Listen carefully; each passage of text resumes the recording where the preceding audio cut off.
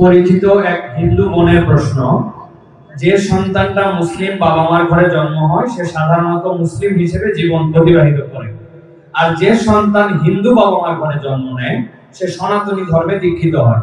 এতে মানুষের তো কোনো হাত নেই, স্রষ্টার চাওয়াতেই তো সে হিন্দু ঘরে জন্ম নিয়েছে। মুসলমান না হলে তাকে কেন জাহান্নামে যেতে হবে? তার জন্য ধর্মান্তরিত হওয়া কি সহজ কথা? ঠিকানা দেবিদ্বার, কুমিল্লা। ধন্যবাদ। যে হিন্দু বোন প্রশ্ন করেছেন সেই বোনকে আমি বিনয়ের সাথে বলতে চাই, আল্লাহ রাব্বুল আলামিন আমাদের প্রত্যেককে বিবেক দিয়েছেন।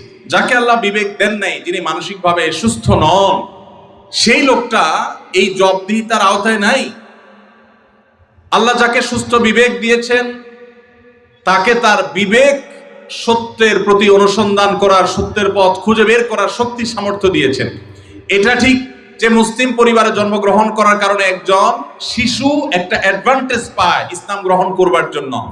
একজন শিশু তিনি অন্য ধর্মাবলম্বী মা বাবার ঘরে জন্মগ্রহণ করার ফলে সে এই অ্যাডভান্টেজটা পায় না, এটা ঠিক। কিন্তু আল্লাহ যে তাকে বিবেক বুদ্ধি দিয়েছেন, সেই বিবেক বুদ্ধি খরচ করা তার কর্তব্য।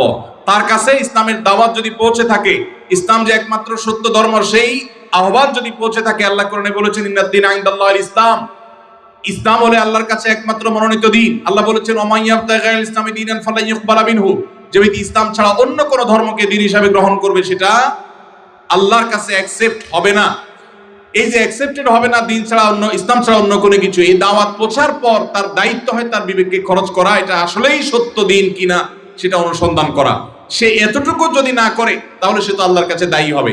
হ্যাঁ, যেটা আপনি বলেছেন যে অমুসলিম পরিবারে জন্মগ্রহণ করে ইসলাম গ্রহণ করা কি সহজ কাজ?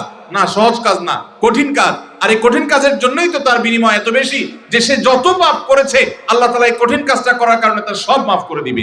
আল ইসলামু ইয়াহদিমু মা কানা ক্বাবলাহু, ইসলামের আগে সবগুলো আল্লাহ তাআলা মাফ করে দিবেন।